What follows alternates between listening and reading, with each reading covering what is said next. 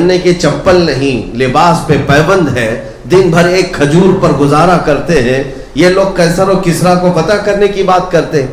لیکن میرے عزیزوں، جب وہ صحابہ کوئی بات کہتے تھے تو اس کا اثر بھی اتنا ہوتا تھا کہ سامنے دشمن اگرچہ انکار کر دیتا کہ تم سے کچھ نہیں ہوتا، لیکن خوف بھی رہتا تھا دل کے اندر کہ یہ بول رہے ہیں تو شاید کچھ ہو بھی جائے، یہ بول رہے ہیں تو شاید کچھ ہو بھی جائے. یہ خوف دنیا میں طاری رہتا تھا.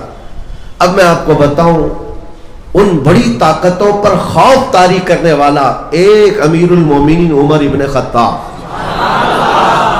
قیصر و کسریٰ نے دیکھا کہ یہ دعوے پہ دعوے کیے جا رہے ہیں، ان کے پاس کون سی طاقت ہے.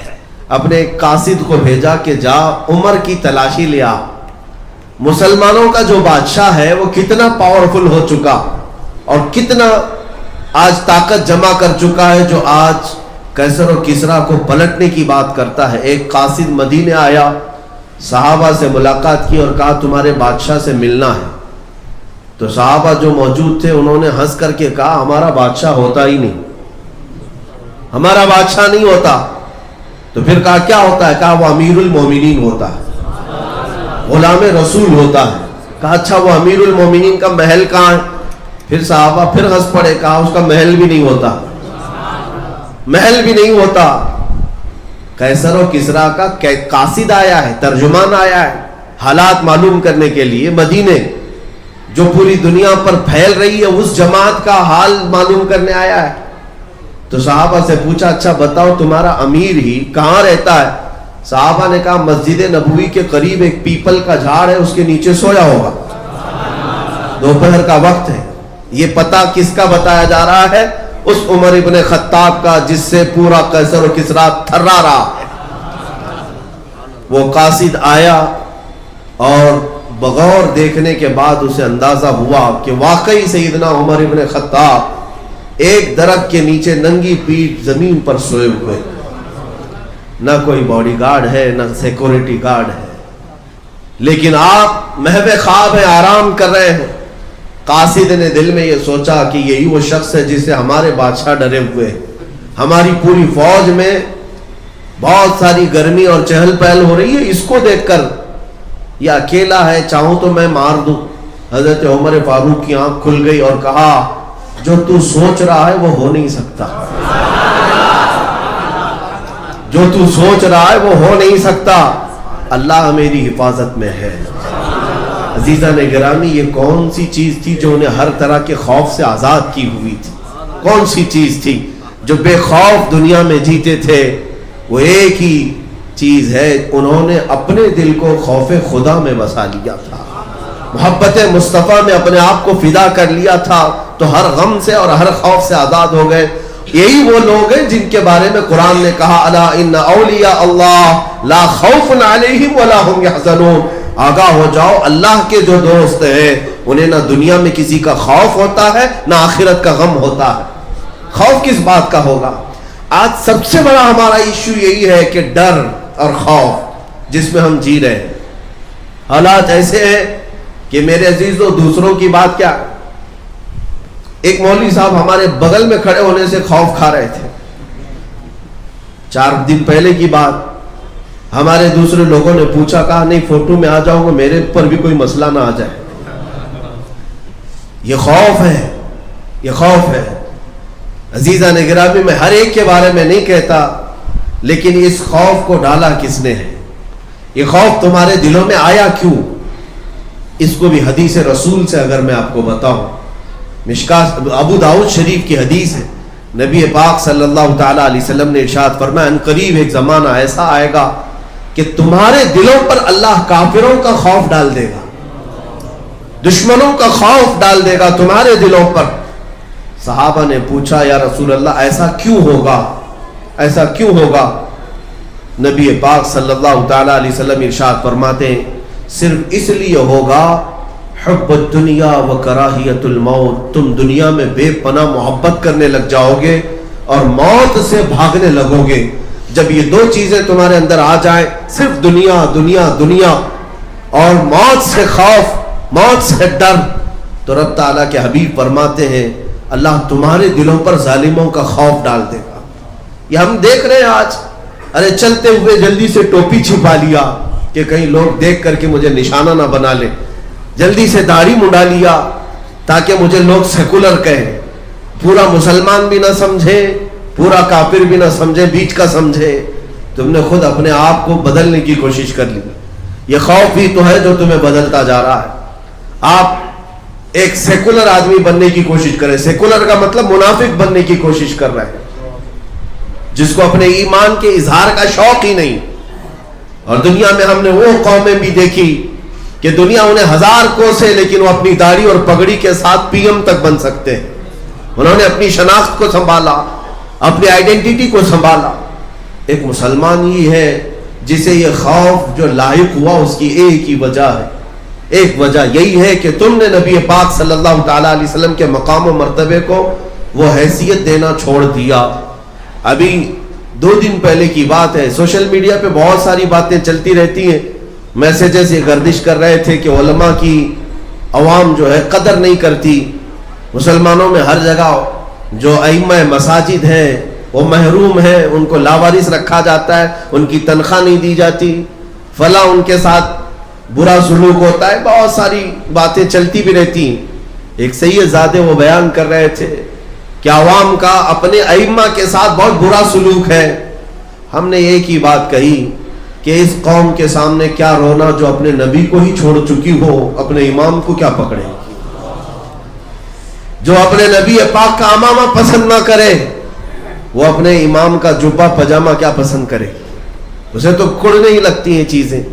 اور جو رسول پاک سے سچی محبت رکھتا ہے وہ حضور پاک کی ہر شکل سے بھی محبت کرے گا, ان کے نائبوں سے بھی محبت کرے گا, ان سے ریلیٹڈ ہر چیز سے محبت کرے گا. بات یہی ہے میرے عزیزوں, یہ جو حالات آج تبدیل ہوئے بہت تیزی سے, اکثر ہمارے ہاں اینالائز کرنے والے, تجزیہ کرنے والے, بیٹھ کر کے ڈیبیٹ کرنے والے ان باتوں کو لاتے ہیں سامنے کہ مسلمانوں کے ساتھ جو یہ حالات ہیں اس کی ایک بڑی وجہ مخالف پارٹیاں ہیں, گورنمنٹ میں برسر اقتدار آنے والی وہ کٹر واد تنظیمیں ہیں. تم ڈاکوؤں کو کیا بلیم کرتے رہو گے. بات اتنی ہے کہ ڈاکو کی فطرت ہے ڈاکہ ڈالنا. ایک شاعر نے کہا ہے مجھے رہزنوں سے غرض نہیں, تیری رہبری کا سوال ہے. چور تو چوری کرتا ہی رہتا ہے, آپ کیا کر رہے تھے اس وقت یہ پوچھا جائے گا. آپ اپنے سامان کو بکھرا ہوا چھوڑے ہوئے تھے. ظاہر سی بات ہے اپنے گھر کے آنگن میں آپ اپنا سونا چاندی سارا مال لا کر رکھے اور گھر میں سو رہے ہو, چور آ کر چوری کر لے جائے تو گالیاں چور کو دو گے کہ چور میرے گھر کا سامان اٹھا لے گیا. بلکہ غلطی تمہاری ہے کہ جس سامان کی حفاظت تم پر ضروری تھی تم نے آنگن میں کیوں اس کا اظہار کیا. یہی حالات ہے میرے عزیزوں. ان کفار و مشرکین بدبخت اور ظالموں کو ہم کوس رہے ہیں. ان کی عادت آج سے نہیں, ابو لہب سے بھی یہی چلتا آ رہا ہے, ابو جہل سے بھی یہی چلتا آ رہا ہے. یہ کوئی نئی بات نہیں. موب لنچنگ آج کے زمانے کی ایجاد نہیں. کوفہ والوں نے کیا موب لنچنگ نہیں کی تھی؟ ایک امام مسلم بن عقیل کو سارے کتوں نے گھیر کر قتل کیا, ان کے سر کو گورنر ہاؤس پر لٹکایا. یہ موب لنچنگ ہی تو تھی. ہانی بن عروہ کو قتل کر کے کوفہ کے بازاروں میں گھمایا. یہ موب لنچنگ ہی تو تھی.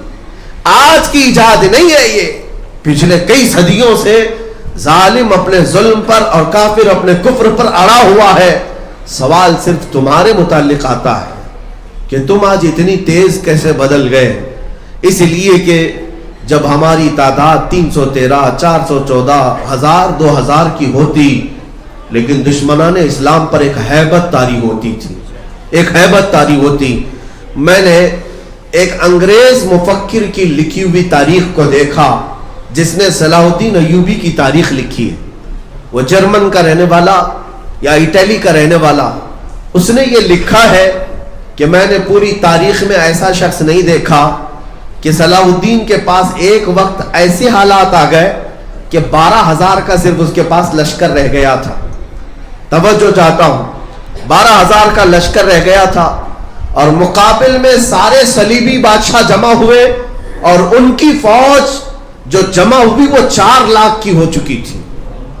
اور 4 لاکھ کی فوج وہ صلاح الدین ایوبی کے سر پر لا کر کھڑے ہو گئے. اور صلاح الدین کے پاس راستہ کیا تھا؟ یا تو بھاگ جائے میدان چھوڑ کر، یا تو ان سے صلح کر لے اور علاقے دے دے. لیکن اس مرد قلندر کو ہزاروں سلام اپنے مجاہدین سے پوچھا کہ تم تعداد دیکھ رہے ہو 4 لاکھ کی اور ہم 12,000 ہیں. اگر ملٹیپل کیا جائے تو پتہ نہیں کتنے گنا ہو بڑھ جائے، کئی گنا بڑھ جائے. صلاح الدین ایوبی کے ساتھ جو مجاہدین اسلام تھے، جو نوجوان تھے، انہوں نے صرف اتنی بات عرض کی کہ صلاح الدین آپ ہم سے اجازت کس بات کی لے رہے ہیں؟ کیا اسلام میں آج تک کبھی تعداد دیکھ کر کے جنگ کی گئی ہے؟ اگر تعداد دیکھ کر جنگ کرنی ہوتی تو رسول اللہ بدر میں کبھی نہیں جاتے. اگر تعداد ہی کا مسئلہ ہوتا تو خندق اور احد میں حضور جاتے ہی نہیں. ہر جگہ لوگ دشمنوں کی ہی میجورٹی تھی. اے صلاح الدین، ہمارے 12,000 پر ہمیں نہ یقین ہے اور نہ ان 4 لاکھ کا ہمارے اوپر خوف ہے. اس میدان میں ہمارے ساتھ جو کچھ بھی ہے وہ اللہ کا بھروسہ ہے، اللہ کی ذات پر بھروسہ ہے. مومنوں، اس بھروسے اور توکل کو چھوڑے بیٹھے ہو. آج کروڑوں کی تعداد تمہاری ہے لیکن ڈرے سہمے ہوئے. اس کی ایک وجہ یہی ہے، اس کی ایک خاص وجہ کہ جب تک آپ ان تمام حالات کو دیکھ کر کڑتے اور اندر ہی گڑتے رہ جائیں گے. لیکن ان میں ایک بہت بڑا جو مسئلہ ہے وہ دشمنوں کا نہیں، جو کھلے ہوئے دشمن ہیں ان کا نہیں. جماعت کے اندر موجود جو غدار منافقین ہیں ان کا ایک بہت بڑا ایشو ہے مسلمانوں کی. ہر زمانے میں مسلمانوں کے اگر حوصلے کوئی پست کرتا ہے تو وہ دوسرا مسلمان ہوتا ہے. مسلمانوں کو اگر پیچھے ڈھکیلنے کی پلاننگ کرتا ہے تو وہ مسلمان ہی آتا ہے. میرے مرشد گرامی حضور تاج الشریعہ رحمت اللہ تعالی علیہ نے ایک آیت کی تشریح بھی فرمائی اور ارشاد فرمایا. یہ 5ویں پارے کی آخری آیتوں میں سے ہے. اللہ تعالیٰ فرماتا ہے وَلَن يَجْعَلَ اللَّهُ لِلْكَافِرِينَ عَلَى الْمُؤْمِنِينَ سَبِيلًا. اللہ کا فرمان سنا رہا ہوں. رب تعالیٰ فرماتا ہے اللہ ہرگز کافروں کو مسلمانوں پر غلبہ نہیں دے گا.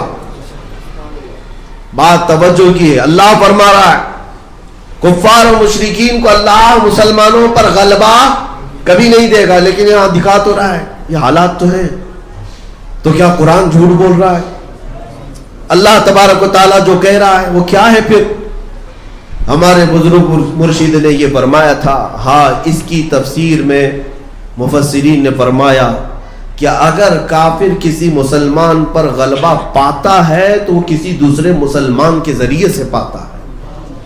جب تک کوئی منافق اس کا ساتھ نہیں دیتا تب تک وہ براہ راست کبھی تم پر حاوی نہیں ہوتا. مسلمانوں، اس بات کو سمجھنے کی ضرورت ہے. ان حالات میں جب نبی پاک صلی اللہ تعالی علیہ وسلم کی عزت پر اس قدر حملے ہوں اور تمہیں یہ بتایا جائے کہ مصلحت یہ ہے کہ تم اپنے گھروں میں چوڑیاں پہن کر بیٹھے رہو، تو یہ وہی منافقین کی جماعت ہے، انہی غداروں کی جماعت ہے جنہوں نے صحابہ کو احد کے میدان میں جانے سے بھی روکا تھا. احد کے میدان میں جانے سے صحابہ کو روکتے رہے، اور جب شکست کھا گئے صحابہ تو انہوں نے مدینے میں بہت بڑے بڑے پیمانے پر واویلے مچائے تھے کہ ہماری بات سنے نہیں، گئے اور پٹ گئے، دیکھو آ گئے، کٹ گئے، آ گئے. منافقین کی باتیں تھیں. اللہ تبارک و تعالیٰ منافقین کو ظاہر فرمانا چاہتا تھا. وہ احد میں جانے کے تیار نہیں تھے. انہوں نے بار بار یہ کہا تھا ہم میدان احد میں نہیں جائیں گے، ہماری تعداد کم ہے، ان کی تعداد زیادہ ہے، اور کچھ پیچھے رہ گئے. 300 کے قریب وہ لوگ جو رسول اللہ کے پیچھے نماز پڑھتے تھے احد میں نہیں آئے، چھوڑ کر بھاگ آئے. اور پھر یہاں مدینے میں کہنے لگے کہ ہم پہلے ہی سے کہتے تھے کہ ان لوگوں کو مارا جائے گا، پیٹا جائے گا. دیکھو احد کے میدان میں 70 مسلمان شہید ہو گئے، ہماری بات سنتے نہیں، ایسے ہی چلے جاتے ہیں اور ایسا ہو جاتا ہے، ویسا ہو جاتا ہے. یہ جو پیٹرن ہے نا، یہ آج بھی چلتا ہے، آج بھی چلتا ہے. کہ ہم تو بولے تھے، پہلے ہی سے بولے تھے، کائے کو اس میں سر کھپانے کی ضرورت تھی؟ دیکھا مارا گیا ہے، پیٹا گیا ہے، کیسوں میں اندر چلا گیا، کیا ضرورت تھی اس کو؟ منافقوں تمہیں پتا نہیں، ہم اگر پیٹے جاتے تو صرف نبی پاک کے نام پر. تم کیا سمجھتے ہو حضور کی عزت کی بات کرنا اور گھر میں بیٹھ کر صرف نعرے لگانے کا نام محبت ہے؟ ہاں، محبت اس وقت ہوگی جب بلال حبشی کی طرح تم بھی میدان میں گھسیٹے جاؤ، خبیب ابن عدی کی طرح تم بھی سولی پر چڑھائے جاؤ، تب پھر تو امتحان ہوگا، تب پتہ چلے گا۔ عزیزان گرامی وقار، میں آج آگاہ اس بات سے کرنا چاہتا ہوں کہ ان منافقین کی چھتر چھایا سے بھی باہر نکل آؤ، ان غداروں کی جماعتوں سے باہر نکل آؤ جو دائرہ اسلام میں رہ کر اسلام کو جتنا نقصان پہنچانے کی کوشش کرتے ہیں وہ کفار و مشرکین سے بھی اتنا نقصان نہیں ہوتا ہے۔ آپ نے دیکھا کہ باضابطہ طور پر مسلمانوں میں ایسے لوگ پالے جاتے، خریدے جاتے ہیں، ان کے چہرے پر داڑیاں بھی رکھوائی جاتی ہیں، ان کو جبے کبے بھی پہنائے جاتے ہیں، اور پھر یہ زر خرید ٹٹو وہ ہے جو مومنین کے حوصلے پست کرنے کے لیے لائے جاتے ہیں، اور وقت آتا ہے تو یہ بدل بھی جاتے ہیں۔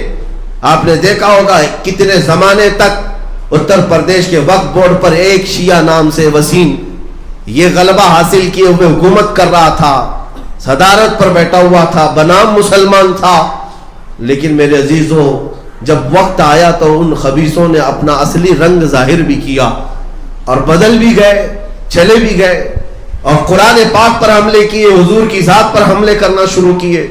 یہ وہی لوگ ہیں جو زر خرید ہیں، بکے ہوئے ہیں، ان کے ناموں پر کبھی نہ جائیں۔ اس لیے میں آپ کو تنبیہ یہ کروں گا کہ اگر حضور پاک صلی اللہ تعالی علیہ وسلم سے سچی پکی عقیدت و محبت ہے تو پھر دنیا داری نہ دیکھو، حضور کی عزت سب سے پہلے نمبر پر ہو۔ ہماری سب سے پہلی پرائیورٹی یہ ہو کہ نبی پاک کے لیے کوئی بھی چیز ہم سہ سکتے ہیں، برداشت کر سکتے ہیں، اور اگر آج اس بات میں سیریس نہیں ہوئے تو پھر کل جو ہونے والا ہے وہ اور بھی خطرناک ہے۔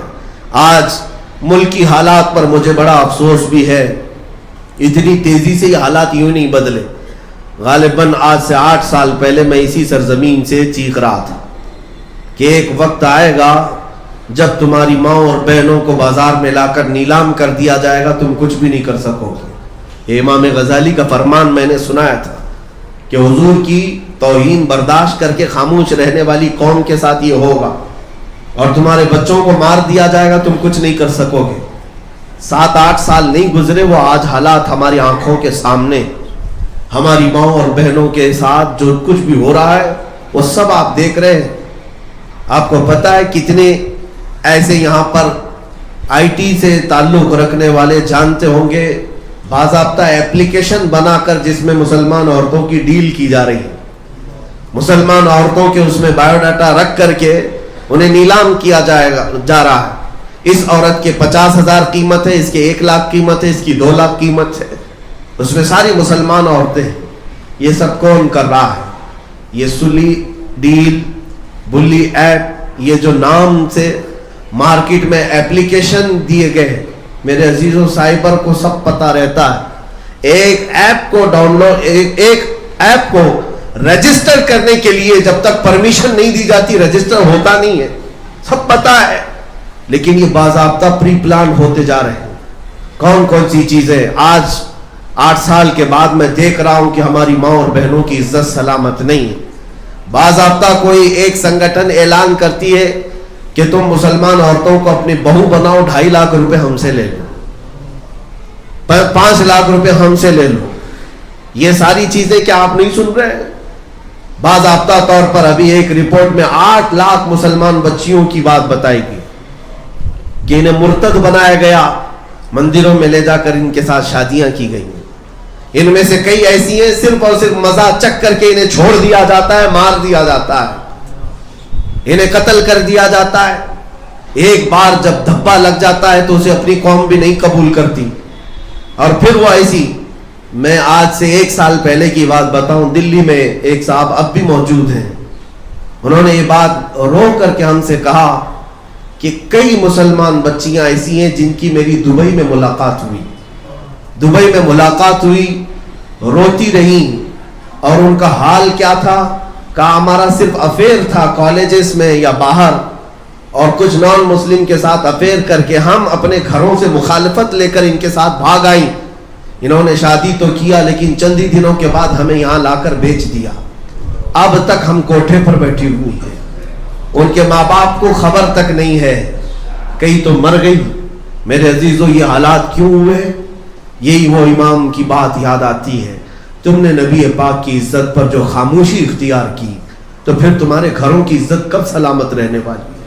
تم کیا سمجھتے ہو یہ صرف چند گھروں کی لوٹ مار ہے؟ یہ چنگاریاں ہر گھر تک پہنچیں گی, ہر گھر تک پہنچیں گی. آج آپ کو ایسا لگتا ہے کہ اتر پردیش والے کٹر لوگ ہیں, وہاں صرف گوشت کے نام پر مار دیتے ہیں. ارے وہ زہریلی ہوا یہاں پہنچنے میں ٹائم نہیں لگنے والا ہے, وقت نہیں لگے گا. اب تک تو کرناٹک, کیرلا کو ایجوکیٹڈ سٹیٹس میں بتایا جاتا تھا, یہاں کے لوگ سیکولر دماغ والے ہیں اور سب مل جل کر رہتے ہیں, یہاں فسادات نہیں ہوتے. لیکن آج پوری دنیا میں حجاب کا مسئلہ اگر چھڑا ہے تو یہ ہماری زمین ہے. یہیں سے یہ کٹر واد کہاں سے آئے, یہ ان کے اندر زہر اور نفرت کہاں سے آئے؟ آپ اس بات کو سمجھتے کیوں نہیں کہ جو 4000 کلومیٹر دور نفرت رکھتا ہے, اس کی چنگاریاں تمہارے گھر پہ آنے کے لیے منٹ بھی نہیں لگیں گے. یہ ہم دیکھ رہے ہیں آج حالات. اس لیے میرے عزیزوں, جینا ہے تو بے خوف ہو کر جیو. ادخلوا فی السلم کافہ, رب نے قرآن میں فرمایا تم پورے کے پورے اسلام میں تو آ جاؤ, تم اپنے چہروں کے ساتھ آ تو جاؤ, تاکہ تمہارے پاس منہ تو رہے رب کی بارگاہ میں رحمت مانگنے کا, تمہارے پاس چہرہ تو رہے مدد مانگنے کا. ہاتھ اٹھاتے ہو, بھیک مانگتے ہو کہ اے اللہ ہماری مدد کر, تو رب تبارک و تعالیٰ کی طرف سے مدد آئے نہ آئے یہ بعد کی بات ہے. لیکن میرے عزیزوں, چہرہ دیکھ کر فرشتے کیا کہیں گے؟ تو کس سے اپنی محبت کا صلہ مانگتا ہے؟ تو کس سے اپنی محبت کا صلہ مانگتا ہے؟ ایک طرف خالق کو بھی سجدہ اور دوسری طرف شیطان سے بھی یارانہ تیرا. بتا رب کی بارگاہ میں کس سے محبت کا صلہ مانگتا ہے؟ تو غیر المغضوب علیہم ولا الضالین ہر نماز میں کہتا ہے, جس کا مطلب یہ ہوتا ہے کہ مولا ہمیں یہودیوں اور عیسائیوں کے راستے پر مت چلا.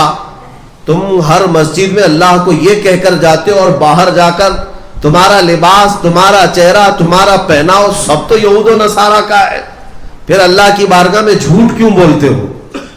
اللہ کی بارگاہ میں جھوٹ کیوں کہتے ہو کہ اللہ ان کے راستے پر نہ چلا؟ کچھ تو تمہیں اپنے دلوں سے تبدیل کرنا ہوگا. آج میں ایک بات یہ بھی بتا دوں ان نوجوانوں کے لیے جو ماڈرن بن کر کے یہ سمجھتے ہیں کہ ہمیں کوئی کچھ نہیں کر لے گا.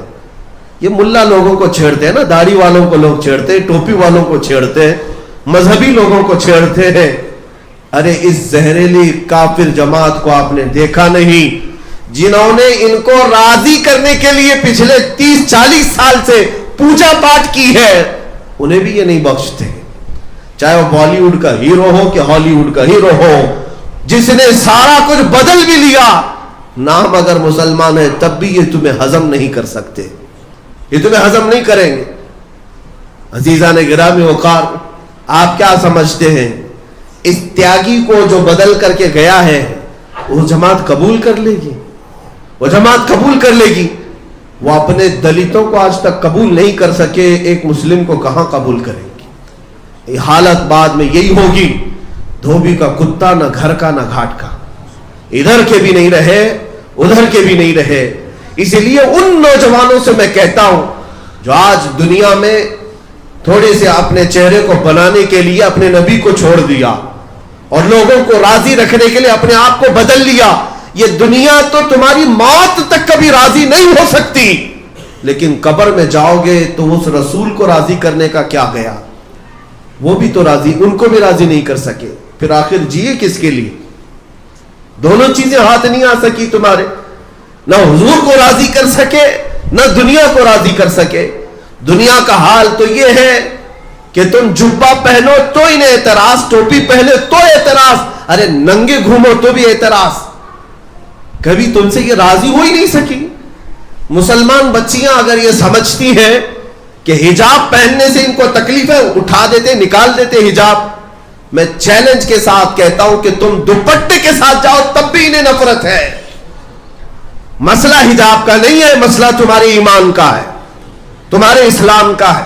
جب تک اسلامی نام تمہارے ساتھ ہے, ظالم اور زہریلے لوگ تمہیں کبھی بھی ایکسپٹ نہیں کر سکتے. اس لیے میرے مولا کے فرمان پر آ جاؤ، ادخلوا فی السلم کافہ، پورے کے پورے اسی گھر میں کیوں نہیں داخل ہو جاتے؟ چوکھٹ پر کھڑے ہو، ایک پیر ادھر ایک پیر ادھر کر کے آ تو جاؤ، ساری بارشوں سے مولا تمہیں خود بچا لے گا۔ اسی لیے امام اہل سنت فاضل بریلوی نے بھی کہا تھا، آج لے ان کی پناہ آج مدد مانگ ان سے، آج لے ان کی پناہ آج مدد مانگ ان سے، کل نہ مانیں گے قیامت میں اگر مان گیا۔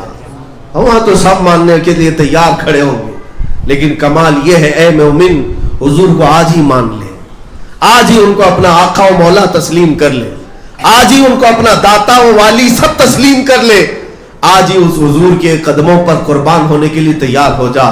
ہم نے عزتیں دیکھی ہیں حضور کے قدموں میں، ہم نے عزتیں دیکھی ہیں حضور کے دیوانوں کی، ہم نے عزتیں دیکھی ہیں حضور کے غلاموں کی۔ وہ جس کائنات میں بھی گئے ہیں، انسان تو انسان، درند و چرند و پرند بھی ان کے لیے پر بچھاتے ہیں۔ یہ تو مخلوقات کی بات ہے، دنیاوی اللہ کے ملائکہ بھی اس غلام مصطفیٰ کو سلام بھیجا کرتے ہیں۔ عزت تو ہم نے دیکھی ہے اس نبی کے دامن میں، عزت تو ہم نے دیکھی ہے ان کے قدموں میں۔ ایک امریکہ کا بڑا پروفیسر ہے، وہ بڑے راگ الاپ رہا تھا کہ ہم نے وہ کر دیا، پیٹرول میزائل بنا دیا، ہم نے بڑی بڑی کمپنیاں ایسی بنائی کہ ہم نے موبائل بنا دیا، کمپیوٹر بنا دیا، ایسے مشینیں بنائی کہ ہم نے سورج کی روشنیوں کو قید کر کے کرنٹ بنا دیا، زمین کے سیال مادے کو نکال کر کیمیکل بنا دیا، دنیا میں کیا نہیں بنایا ہم نے۔ ایک مومن عالم دین نے کہا آپ نے سب کچھ بنایا ہے، میں آپ سے ایک چیز کا سوال کرتا ہوں، مجھے آپ سے ایک ایسا آدمی چاہیے، ایک ایسا آدمی چاہیے جس کی دو انگلیوں کے بیچ سے اوپر دیکھے تو عرش خدا تک نظر آئے اور نیچے دیکھے تو تحت الثری تک نظر آئے۔ تو وہ کہنے لگا ہاں ایسا بھی کوئی ہوتا ہے، ایسا بھی کوئی ہوتا ہے؟ کہا ہاں ہوتا ہے، خواجہ غریب نواز کا پیر و مرشد ہوتا ہے۔ اس غریب نواز کے آنکھوں پر دو انگلیاں رکھ کر کے خواجہ عثمان ہارونی نے کہا تھا بیٹا معین الدین اوپر دیکھو کیا کیا دکھتا ہے۔ معین الدین نے کہا پہلا، دوسرا، تیسرا، چوتھا، پانچواں، چھٹا، ساتواں، عرش خدا تک سب نظر آ رہا ہے اور زمین کے ساتوں طبق کے ساتھ تحت الثری تک نظر آ رہا ہے۔ اس امریکی پروفیسر سے اس عالم ربانی نے کہا بس مجھے ایک انسان ایسا چاہیے آپ کی فیکٹری کا، ایک انسان ایسا چاہیے۔ اس نے کہا ہم مشینیں بناتے ہیں، انسان نہیں بنتے۔ کہا پھر انسان کہاں بنتے ہیں؟ وہ صرف گنبد خضرا کی چھاؤں میں بنتے ہیں۔ انسان جو بنتے ہیں وہ گنبد خضرا کی چھاؤں میں بنتے ہیں، ٹوٹی چٹائی پر بھی بیٹھے تو لوح محفوظ کا مطالعہ کرتے ہیں۔ یہ صرف اور صرف یہاں ہوتا ہے۔ تم کیا سمجھتے ہو کہ مشینیں بنانے والا انجینئر بہت ٹاپ پر پہنچ گیا؟ میرے عزیزوں دنیا کے میٹل پر تو یہ ترقی کر لیا، اپنی روح کی ترقی کر نہ سکا، اپنے آپ کی ترقی نہ کر سکا۔ لیکن ہم نے اس بارگاہ مصطفیٰ میں آنے والوں کو دیکھا ہے، وہ بلال جو زندگی بھر مکہ کے بڑے بڑے امیروں کے غلام رہے، آزاد ہو کر مصطفیٰ کے قدموں میں کیا آئے، 6 سال نہیں گزرے تھے، وہی بلال ہے جسے مکہ کی گلیوں میں گھسیٹا جاتا تھا، فتح مکہ کے دن کعبے کی چھت پر چڑھایا گیا۔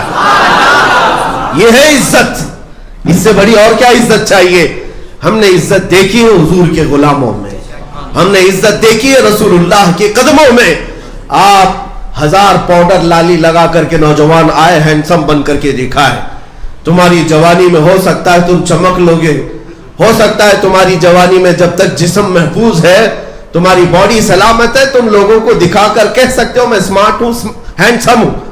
عمر ڈھلنے دو، تھوڑی عمر جائے گی، چہرے پر جھریاں، کمر ٹیڑھی ہو جائے، بالوں میں سفیدی آئے، آنکھوں کی بینائی کم، دانت ہلنے لگے، دنیا تو چھوڑو دیکھنا ہی چھوڑ دے گی، تم خود اپنا آئینے میں منہ دیکھنا چھوڑ دو، تمہیں خود اچھا نہیں لگے گا میں کیسا تھا اب کیسا ہو گیا۔ دنیا تو چھوٹ ہی جاتی ہے، اچھے اچھوں کو دنیا چھوڑتی ہے۔ یہ دنیا حسن کی پیروکار ہے اگر، تو جب تک حسن ہے دیکھتی ہے، گیا حسن تو سب ختم۔ نہ جوانی میں لڑکیاں نہ جوانی میں لڑکے جو عروج پر تھے وہ بڑھاپے میں کوئی مقام نہیں رکھتے، ان کی کوئی عزت باقی نہیں رہتی۔ اب ان کے ارد گرد وہ جھمیلے نہیں ہوتے، سب ختم ہو چکا ہوتا ہے۔ اس لیے کہ دنیا میں انہوں نے اپنی عزت تلاش کی تھی، تو جب تک تھی دنیا عزت مل رہی تھی، لیکن جنہوں نے رسول اللہ کے قدموں میں عزت ڈھونڈی، حضور پاک کے قدموں میں جنہوں نے عزت ڈھونڈی، میرے عزیزو ہم نے دیکھا ہے ان غلاموں کی اگر عمر 70-80 سال کی بھی ہو جائے، 70-80 سال کی بھی ہو جائے، ایک عالم ربانی کی عزت میں اور خوبصورتی میں کوئی کمی نہیں آتی، کوئی کمی نہیں آتی۔ ہم نے اپنے مرشد حضور تاج الشریعہ کو دیکھا، میرے عزیزو جن کی عمر 75 سال کی ہو گئی، آج حضور شیخ الاسلام مدنی میاں صاحب موجود ہیں، ادام اللہ عثمان، اللہ اور لمبی عمر کرے۔ محدث کبیر علامہ ضیاء المصطفیٰ صاحب موجود ہیں، ان کی عمریں اب 80 کو کراس کر چکی، 80 کو کراس کر چکی۔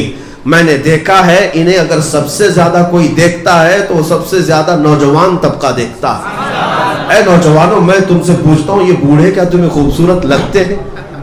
ان کے دلوں سے پوچھو، یہ خود بتائیں گے ہزاروں کا حسن ایک طرف، اس مرشد کا حسن اپنی طرف، اس لیے کہ انہیں جو حسن ملا ہے وہ دنیا سے نہیں، وہ حضور کے قدموں سے ملا۔ یہ عزت نہ کم ہوتی ہے اور نہ گھٹتی ہے، بلکہ ہر عمر کے بعد بڑھتی ہی جاتی ہے۔ یہاں ہوتا ایسا ہے کہ ریٹائرمنٹ ملتی ہے دنیا میں، 60 سال کے بعد آپ گھر بیٹھو، اس لیے کہ آپ دماغ سٹیا جائے گا، الٹے سیدھے فیصلے کرو گے۔ بہت زیادہ بوڑھے ہو گئے تو ان کو لوگ پوچھنا چھوڑ دیتے، ارے میاں بوڑھا ہو گیا، پگلا گیا، سٹیا گیا، کیا کیا باتیں کرتا ہے۔ یہ دنیا کے حالات ہیں، لیکن میں دین کی بات بتاؤں، حضور کے غلاموں میں جو جتنا بوڑھا ہوتا ہے اسی سے فیصلے کرائے جاتے ہیں۔ جتنا بوڑھا ہوگا اتنے ہمارے اکابرین میں سے ہوگا، جتنی عمر والا ہوگا اتنے ہی زیادہ اس کے مقامات بڑھتے چلے جاتے ہیں۔ لیکن بحمدہ تعالی حضور کے غلاموں میں ایک کو بھی میں نے پاگل ہو کر مرتے ہوئے کبھی نہیں دیکھا، پاگل ہو کر مرتے ہوئے نہیں دیکھا۔ اعلیٰ حضرت فاضل بریلوی رضی اللہ تعالیٰ 25 صفر کا دن ہے جس دن ان کا انتقال ہو رہا ہے، وہ کئی دن سے نزع کے عالم میں تھے، وہ نزع کے عالم میں تھے۔ سکرات کسے کہتے پتہ ہے؟ باپ بیٹے کو نہیں پہچانتا، بیوی کو نہیں پہچانتا، سکرات اسے کہتے ہیں۔ جمعہ کا دن ہے، 2:38 پر آپ کا انتقال ہوا، مشہور ہے، لیکن اسی دن کی بات ان کے شاگرد صدر الشریعہ کہتے ہیں۔ اعلیٰ حضرت کے شاگرد ہیں حکیم امجد علی خان رحمۃ اللہ علیہ، کہتے ہیں میں دارالافتاء میں فتویٰ لکھ رہا تھا، مجھے ایک عبارت نہیں مل رہی تھی کس کتاب میں، ریفرنس مجھے چاہیے تھا، لیکن اعلیٰ حضرت بیمار تھے، کئی دنوں سے بیمار تھے، لیکن میرے بس کا بھی کام نہیں تھا، لائبریری ڈھونڈ ڈھونڈ کر تھک گیا، مجھے مل نہیں رہی تھی۔ سوچا کہ ایک بار زحمت دے دوں۔ آئے، یہ 12 بجے یا 11 بجے کا وقت تھا جمعہ کا، اذان سے پہلے کی بات ہے۔ اندر آئے تو عورتیں موجود تھیں، عورتوں کو گھر میں بھیجا گیا، اعلیٰ حضرت سے کہا گیا آپ کے شاگرد صدر الشریعہ آئے۔ اعلیٰ حضرت نے انہیں آنے کی اجازت دی۔ کہا مولانا کیسے آئے؟ کہا کہ حضور ایک فتویٰ لکھ رہا تھا اور اس میں ایک لائن مجھے نہیں مل رہی کس کتاب میں۔ اعلیٰ حضرت نے کہا جاؤ فتاوی شامی جلد نمبر 6 صفحہ نمبر اس پر یہ لکھی ہوئی۔ یہ وہ وقت ہے جسے سکرات کہتے ہیں، یہ وہ وقت ہے جسے نزع کہتے ہیں۔ صدر الشریعہ کہتے ہیں میں جلدی سے واپس آیا، دارالافتاء میں بیٹھ کر کے میں نے وہی کتاب اٹھائی جو ویلیوم، جو جلد نمبر آپ نے کہی، وہی صفحہ کھولا تو عین اسی لائن میں مجھے وہ عبارت مل گئی۔ میں فتویٰ کمپلیٹ کیا تھا کہ یہاں سے اعلان ہونے لگا اعلیٰ حضرت کا انتقال ہو چکا ہے۔ میرے عزیزوں، یہ بات میں نے اس لیے عرض کی کہ دنیا کے اندر ہوس میں رہنے والوں کو ہم نے دیکھا، ان کے جانے کا وقت کیا ہوتا ہے، وہ اپنے عزیزوں کو بھول جاتے ہیں، وہ اپنوں کو نہیں پہچان پاتے، لیکن جو رسول اللہ کے قدموں میں فنا ہو گیا، آخری سانس تک مولا اس کے دماغ کی بھی حفاظت کرتا ہے، اس کے عقل کی بھی حفاظت کرتا ہے، اس کے حسن کی بھی حفاظت کرتا ہے۔ اسی لیے ان کی مان لو، آج لے ان کی پناہ، آج مدد مانگ ان سے، کل نہ مانیں گے، قیامت میں اگر مان گیا۔ اے مومنوں، اتنا اپنی زندگی کا خاصہ بنا لو، انہیں جانا انہیں مانا، نہ رکھا غیر سے کام، للہ الحمد میں دنیا سے مسلمان گیا۔ آج کے ان حالات کا سب سے بڑا جو حل ہے وہ یہی ہے کہ حضور کے قدموں میں آ جاؤ۔ ادخلوا